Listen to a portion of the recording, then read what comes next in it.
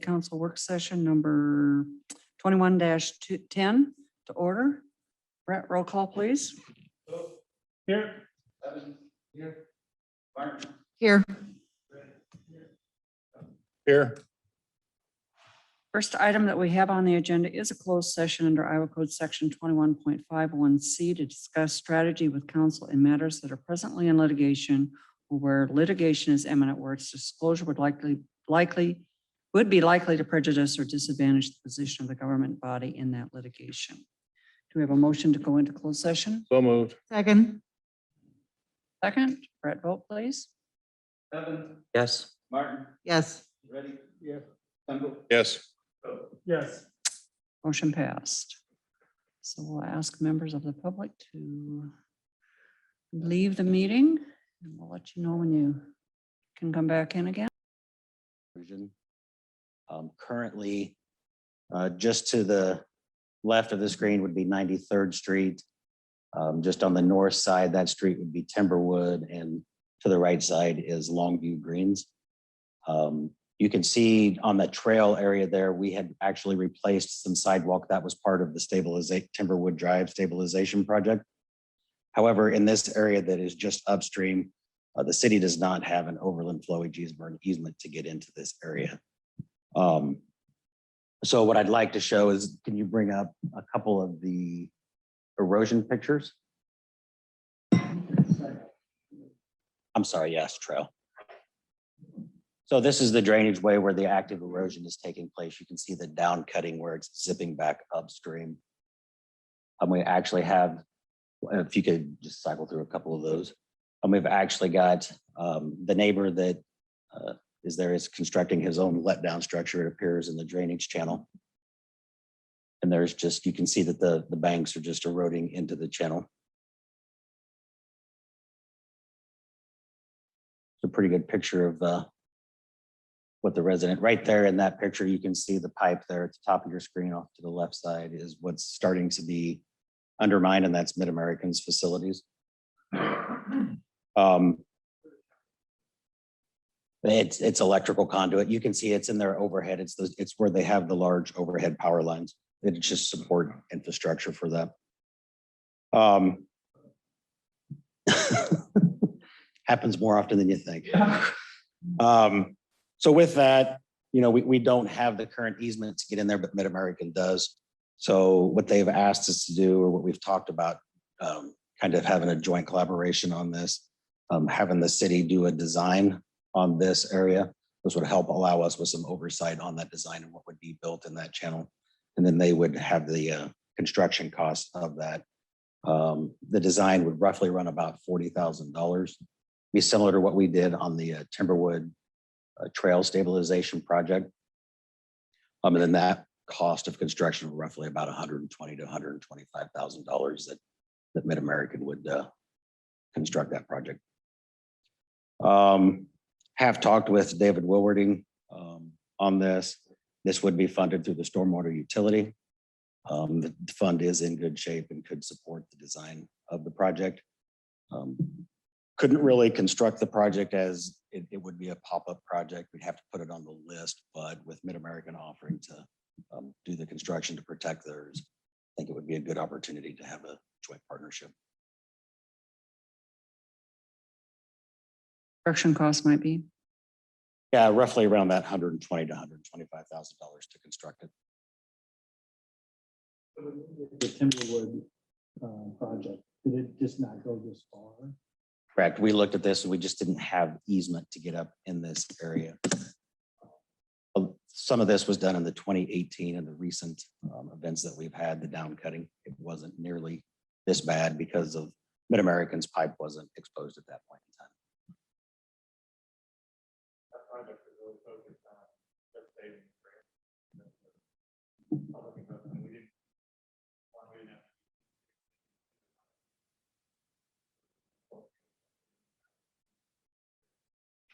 Okay, further down. Yeah, just downstream of this is the Timberwood project, and then if you cross Long Meadow, That runs all the way down to 86th Street. So just looking for some feedback to get back to Mid-American to see if we wanted to partner and provide design for this project for them. A couple of questions, man. Yes. So you said the project for cost for us is $40,000. Correct. We would just supply the design. Are we funded for that? Yes, the stormwater utility could fund that design Okay, cost. that's good. That's good. And what's the timeline for this? The timeline, they would like to get in there as soon as possible. It would take about 6 to 8 weeks to get the design. If we got the go ahead. And then they would like to probably get it constructed yet this year. They've contacted us several times about getting this moving forward. So. Are the neighbors aware of this? Okay. Are they going to be directly impacted? Are they, I mean, will Mid-American have to go into their backyards when the construction? Yeah, there's fairly large backyards. They have that high line easement through there. We would have a public information meeting and work with Mid-American on that. And who would be doing the engineering, the design? Okay. The project would be very similar to the Timberwood Drive stabilization project. I think it makes sense, and certainly it appears very necessary, so. And this is an opportunity for us to partner with another funding source, so. Have a little bit of oversight on the design that goes in there too. The homeowner, as far as the property, is it the homeowners to the south? Yes. That's where- Yeah, it's south of the trail. They're just off the screen there. Yeah, I think it. Has the trail been impacted at all?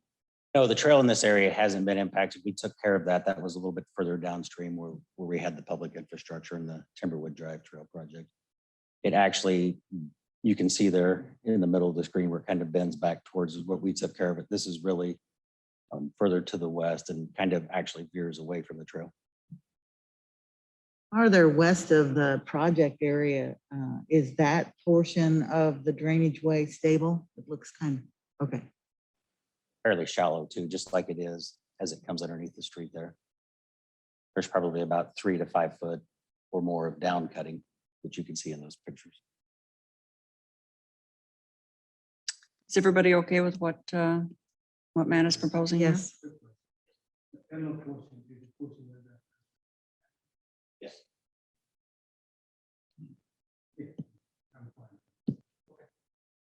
I appreciate it. Thank you. Thank you. The last item on the agenda is to provide feedback on potential rezoning of properties in Johnston Commons. 6500 Northwest 70th Avenue and 6412 North Glen Drive. Clayton. Good evening. Community Development has been approached by S4 Properties LLC about a potential comprehensive plan amendment and rezoning for these two properties on Northwest 70th Avenue, just north of the existing Johnston Commons brownstones. On the current comprehensive plan, we do identify both parcels as commercial currently. And from a zoning perspective, the western lot is zoned for C2 commercial or R4 uses, maxed at 12 units an acre. The eastern corner parcel is currently C2 uses only. So the request would be for a rezoning of both parcels to allow for R4 uses at 16 units an acre total over both parcels. And development concept has been presented showing 58 townhome units over both these parcels. New access onto Northwest 70th Avenue, some new stormwater detention, as well as incorporation of open space amenities such as a playground on the site. So we do have representatives of the developer this evening that I'll allow them to kind of explain their proposal to you. But they're just looking for feedback on if there would be support from the council for both this comprehensive plan amendment as well as the rezoning.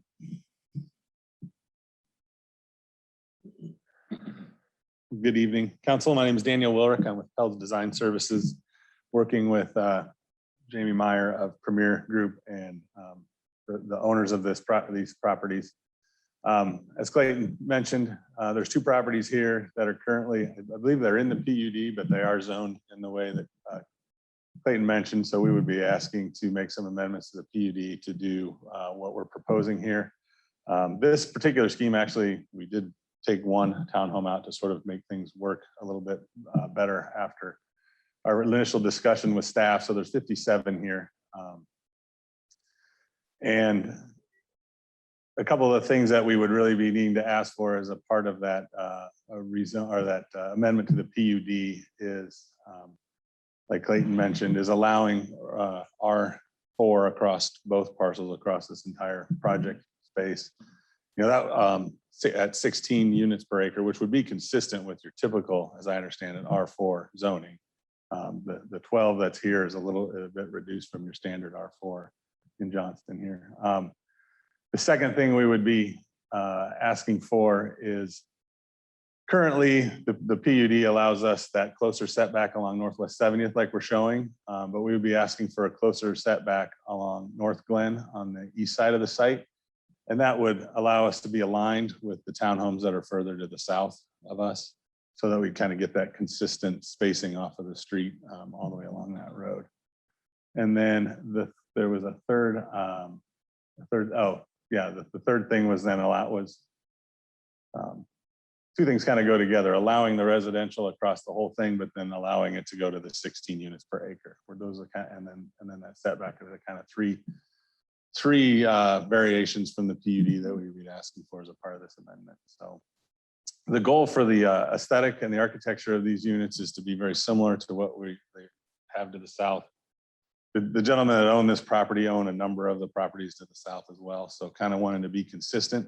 We would try to update the architecture a little bit since they're, you know, those were built several years ago, but we wouldn't be updating to the point where it varied drastically from what's there. You know, we want this to fit in. We want it to look like it's a cohesive neighborhood. So we've got, in terms of the parking, we tried to spread it out around the site. So you can see we've got a row of parking to the south, and then we kind of intersperse some parking on the north in there. So I guess, Jamie, I don't know if I missed anything, but we would take any question, or if you want to talk about the market or whatever. Jamie Myers here from Premier Companies. Here 2540 73rd Street in Urbandale, and we'd be representing as assisting the owner as with development services and construction services to build and then, you know, potentially manage the site as well. And from that standpoint, just looking at it, we manage about 1,400 units across the marketplace, you know, from city to city, MSA, and seeing that, you know, this product type has been extremely popular. You know, families like this, you know, multifamily type living, with the group already owning the majority of all the units just directly adjacent to the south here. It's a great overlap, and that we can also create a better amenity for them by having the playground be able to be used by both existing customers that they've got, and then the new customers that would also join here by blending the two together. And then, you know, again, kind of looking at the same type of structure, the same type of plan design that then, you know, we would update the architecture on the outside just a little bit, the facades, just to bring them up to a little bit more to kind of current today's standards of what people are looking for, but still with this similar plan and living style on the inside. And with that, right now, looking at the marketplace and just again, show you market demand and kind of the supply and demand side of it, we're seeing like in the high 3% vacancy rate in this kind of sector of the marketplace, which is extremely low, showing that there's currently demand for, you know, people who want to live in this type of lifestyle, this type of living. So, and certainly open to any questions you might have about, you know, that product type. And these be owner occupied or rentals? Okay.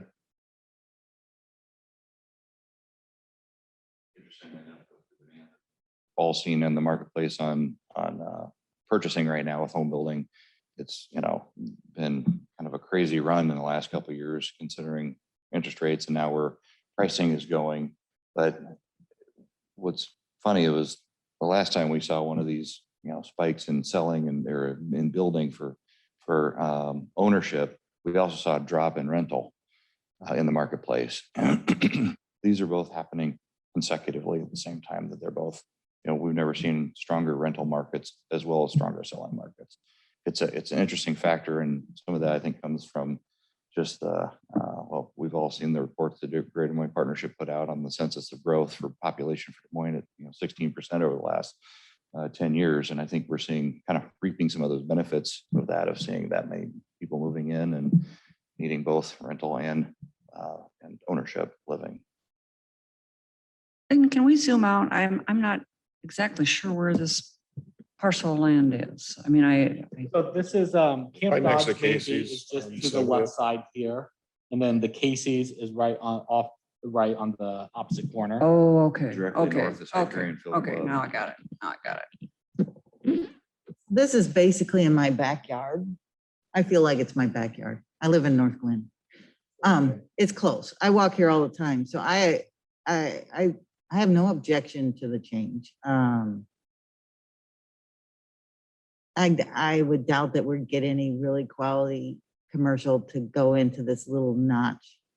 The Casey's kind of feels like a neighborhood store that supplies really good pizza and donuts and gas and pop and it feels very walk to the store kind of thing, and it serves a lot of those needs.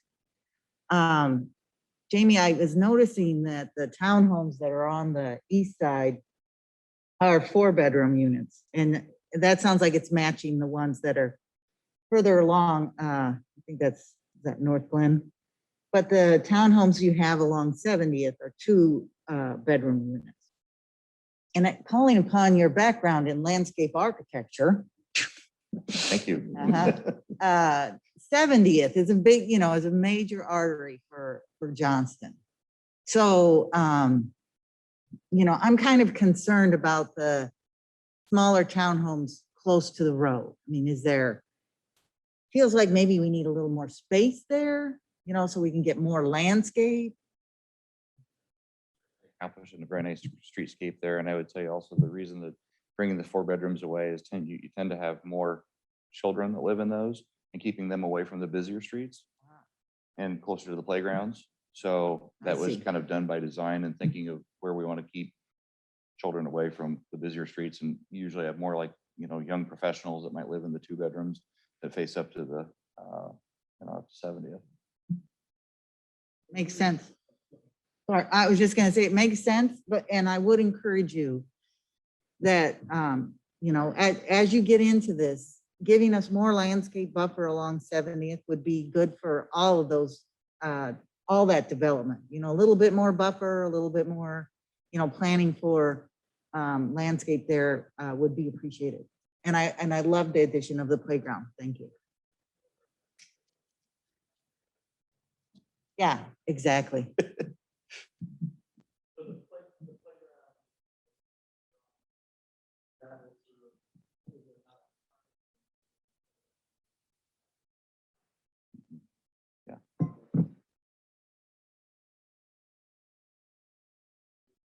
This may be for, I don't know, Jamie, if you know, or Clayton, what is the density of the homes to the south? Are they 16 also, or are they less than that?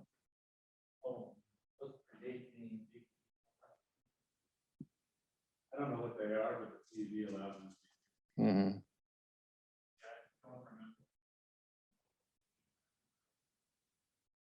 Okay. Sizing of, the tapering of the road, kind of what the ability to fit, with the proper spacing and parking and all that. So it would have to be in that. And then the other question I had for Clayton or David, through the comp plan process, was much discussion had about this particular parcel and keeping it at C2, or was that, it wasn't really an issue that came up specifically in the comp plan process? This property was not located in any focus area, so we didn't look at it specifically. It just carried over the previous designation.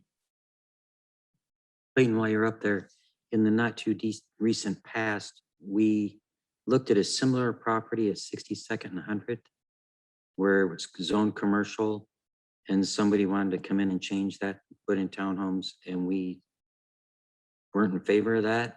And I guess what makes this different? I think one main thing you could look at as different is that area is still growing. There's still room for additional housing out there, and lack of commercial demand, whereas in this particular case, this is the last piece, really. You're not going to see more housing in the area. So I think the commercial demand that's there, we're seeing it already, and any additional commercial demand can easily be accommodated here in the town center, which isn't too far of that distance from these residences. I think that probably the major difference there is just that everything else is already developed out in this area.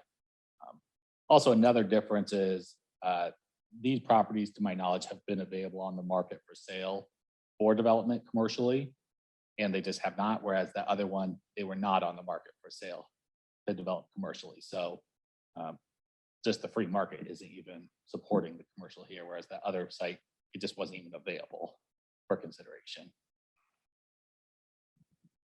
Yeah, I have kind of a difficult time coming up with what commercial entity would go into that space. I mean, we've got the convenience store across the street. So what would locate right across the street from it? Another nail place? Hmm. Yeah, and I guess I think that's a good question you brought up, Right. Councilman Evans, because we need to, I think through these. This one is a little bit further to the east as well, a little bit, the one property where that really came in and asked us is a little closer to 141. And so, and they've been successful in building out the strip mall. But certainly we have to, I think, be thinking about how we kind of equitably handle these types of things.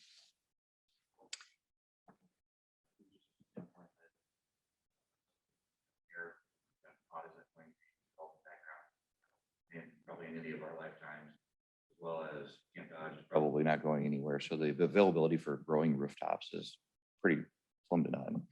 So at that point, the commercial just wouldn't really be supported, which I think is why, it's basically suffered to not be able to be developed into something commercial until this time. So I like this very much. I used to live close by to Johnston Commons for 11 years. I've seen that space stay empty for those 11 years now. No, 16 years now. I like that space to be used. They said commercial thing for a long time, nobody bought it. But now this is going to change it. It's really good. It's not a question, just making a fact here. Thank you. About what's being proposed, at least on a preliminary basis. Does that give you the feedback you need? Okay. Thank you. With that, we will adjourn our work session. Do we need to take a break or should we just keep rolling?